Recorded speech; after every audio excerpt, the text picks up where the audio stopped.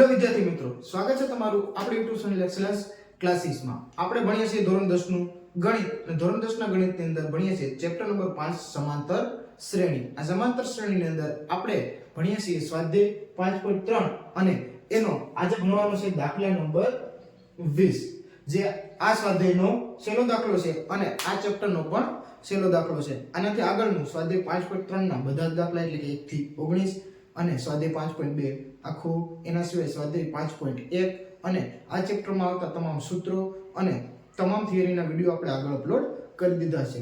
જો તમે ન જોયો હોય તો પ્લેલિસ્ટમાં જઈ અને જોઈ શકો છો. તો ચાલો આજે ભણીએ આપણે દાખલા નંબર 20. તો દાખલા નંબર 20 માં શું કીધું છે?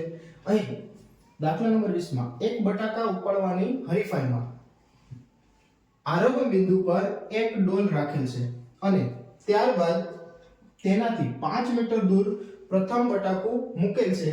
ત્યાર પછી દર 3 મીટરે એક બટાકું સીધી રેખામાં ગોઠવેલ છે. આવા 10 બટાકા રેખા પર મૂકેલ છે. તો અહીં કઈ રીતે આપેલું છે? અહીં પાઠ્યપુસ્તકમાં આપણે એક આકૃતિ પણ આપેલી છે કે અહીં એક શું હોય છે?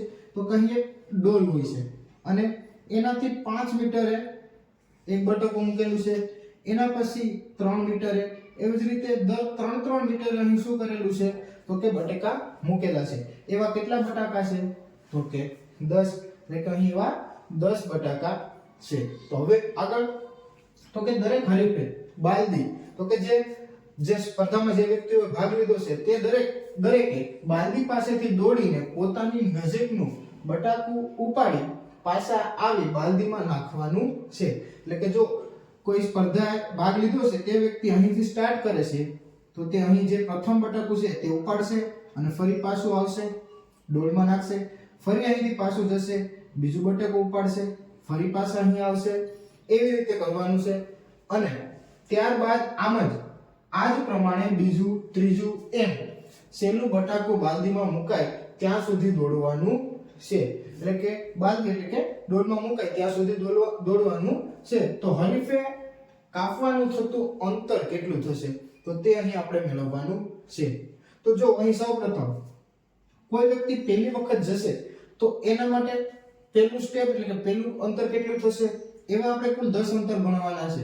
તો જો પહેલું અંતર અહીંથી શરૂઆત કરશે તો અહીંથી લઈને અહીં સુધી કેટલું? તો કે 5 જશે અને ફરીથી બટાકો લઈને આવશે એટલે 5 જશે પ્લસ 5 આવશે એટલે કેટલું થશે? તો કે 10 થશે. ફરી જો અહીંથી 5 અહીં સુધી થશે અને બીજું બટાકો લેવાનું છે એટલે અહીં, તો કુલ 5 અને 3 કેટલું થઈ જશે? 8. તો 8 જશે અને એવી જ રીતે પાછું 8 આવશે એટલે 8 + 8 એટલે કેટલું થઈ જશે? 16 થઈ જશે. એવી જ રીતે ફરી જશે, ફરી ચોથા બટાકા જશે, એવી રીતે દરેક વખતે જશે. તો અહીં આપણે કુલ જે અંતર થશે એ કુલ અંતર આપણે એવી રીતે મેળવવાનું છે. તો સૌપ્રથમ અહીં આપણે વ્યવસ્થિત શ્રેણી બનાવી લઈએ અને પછી આપણે ગણતરી કરીએ. તો જો લખીશું આપણે કે પ્રથમ બટાકા ઉપાડવા માટેનું કુલ અંતર બરાબર કેટલું જશે? તો કે પ્રથમ બટાકું તો કે 5 મીટરે લખેલું છે, જો અહીં કીધેલું છે 5 મીટર દૂર છે તો 5 મીટર જશે, એક વખત જશે અને ફરી પાછો આવશે એટલે અહીં 2 વડે ગુણી શકું કે જવાનું છે અને ફરી આવવાનું છે એટલે 2 વખત, તો અહીં કેટલું થઈ જશે? 10. એવી જ રીતે બીજું બટાકું અથવા બટાકા, બરાબર, અહીં બટાકું ઉપાડવા માટેનું કુલ અંતર. તો આપણે બીજું બટાકું ઉપાડવા માટેનું કુલ અંતર કેટલું થશે? તો જો પહેલું બટાકું 5 મીટરે રાખેલું, એના પછી દરેક કેટલા મીટરે? 3 મીટરે.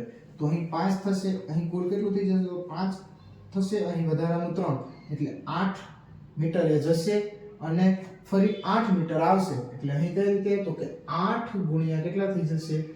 2, બરાબર. તો 8 2 અને કેટલા થઈ જશે? 16 અને આ બધી કેમાં હશે? તો કે મીટરમાં હશે, બરાબર. આવી રીતે બે પદ મળી ગયા. ત્રીજું, તો કે ત્રીજું બટાકું ઉપાડવા માટેનું કુલ અંતર બરાબર અહીં 8 અને વધી બીજી વખત ત્રીજી વખત જશે એટલે અહીં 5 5 ને 3 8 અને 8 અને ફરી આ 3 તો 8 અને 3 કેટલા થઈ જશે તો કે 11 થઈ જશે તો કુલ 11 જવાનું અને પછી 11 આવવાનું એટલે અહીં આવી રીતે 11 ગુણ્યા 2 તો કેટલા થઈ જશે તો કે 11 દુને 22 થશે તો અહીં 22 મીટર તો જો અહીં આપણે કંઈક આવી રીતની શ્રેણી મળે છે 10 16 22 તો અહીં આપણે આવી રીતે લખી દઈશું કે તેથી શ્રેણી કેવી મળે છે તો કે 10 16 22 આવી જ રીતના આપણે શ્રેણી મળે છે હવે અહીં કુલ કેટલું અંતર દોડવાનું છે એનો મતલબ એવો કે પ્રથમ બટાકા માટે 10 બીજા માટે 16 ત્રીજા માટે 22 એવી જ રીતે 10 બટાકા માટે કુલ કેટલું તો કે આ બધાનો આપણે શું કરવો પડે સરવાળો તો અહીં શું મેળવવાનું છે તો કે અહીં આપણે મેળવવાનું છે SN એટલે કે સરવાળો અહીં એવા કુલ કેટલા વખત દોડીને જવાનું છે 10 બટાકા લેવાના તો અહીં કુલ કેટલા પદ થશે 10 એટલે અહીં આપણે આવું લખીશું કે S10 આપણે મેળવવાનો છે એટલે કે S10 આપણે મેળવવાનું છે તો હવે અહીં શ્રેણી આપેલી છે શું મેળવશું તો કે A કેમ તો કે અહીં આપણે SN નું સૂત્ર ખ્યાલ છે એમાં A ની આપણે જરૂર પડશે તો A કેટલા છે 10 ત્યારબાદ આપણે D તો D નું સૂત્ર ખ્યાલ છે શું તો કે A2 A1 A2 તો કે 16 A1 એટલે કે પ્રથમ પદ 10 તો 16 10 કેટલા આવશે તો કે 6 આવશે બરાબર આગળ તો કે અહીં જો n કેટલા આપી દીધા છે તો કે 10 તો અહીં n બરાબર આપણે કેટલા લખી દઈશું 10 હવે સૂત્ર મૂકી દઈએ સૂત્ર શું મૂકશું તો કે SN બરાબર શું સૂત્ર થાય છે તો કે n ના છેદમાં 2 કૌંસમાં મોટા કૌંસમાં 2a વત્તા નાના કૌંસમાં n-1 કૌંસ પૂરો એને ગુણાકારમાં d અને મોટો કૌંસ પૂરો જે કિંમતો છે આપણી પાસે તે મૂકતા જાય SN મેળવવાનું છે પણ S 10 એટલે લખી દઈશું n કેટલા છે આપણી પાસે 10 તો 10 ના છેદમાં 2 કૌંસમાં 2a કેટલા છે 10 તો 10 લખી દઈશું પ્લસ n તો n પણ 10 છે તો 10 લખી દઈશું 10 - 1 અને d કેટલા છે 6 તો અહીં કેટલા લખી દઈએ 6 તો અહીં આપણે કિંમતો મૂકી દીધી છે સાદુરૂપ આપી દઈએ 2 5 10 તો અહીં કેટલા આવશે 5 કૌંસમાં 2 × 10 એટલે 20 થઈ જશે પ્લસ 10 - 1 એટલે 9 અને n × 6 આગળ અહીં સાઈડમાં લઈ લઈએ છે 5 બરાબર 5 ગુણાકારમાં અહીં કૌંસ જ રાખીએ કેમ કે અંદર હજી સાદુરૂપ બાકી છે કૌંસમાં આ 20 ના m તો અહીં 20 લખી દઉં છું પ્લસ 9 × 6 એટલે કેટલા થઈ જશે 54 તો અહીં લખી દઈએ 54 આગળ 5 ના m હવે સરવાળો કરી દઈશું કૌંસ છૂટો પડશે એટલે ગુણાકાર 20 ઉમેરીશું એટલે 50 ને 20 70 અને 4 74 તો 74 ગુણ્યા 5 થશે ગુણાકાર કરી દઈએ તો 5 ચોક 20 ની 0 વધી 2 પડશે 5 + 35 ને 2 37 તો અહીં આવશે 370 આ શું મળે છે આપણે તો કે SN કેટલો મળ્યો 370 અથવા S10 આપણે મેળવવાનો તો 370 મળે છે આ જવાબ કેમાં હશે તો કે આ બધુંનો સરવાળો કર્યો છે એટલે કે મીટરમાં હશે પણ અહીં આપણે કઈ રીતે લખશું તો કે જે રીતનો પ્રશ્ન હતો તે રીતનો તો અહીં આપણે જવાબ આવી રીતે લખશું કે હરીફે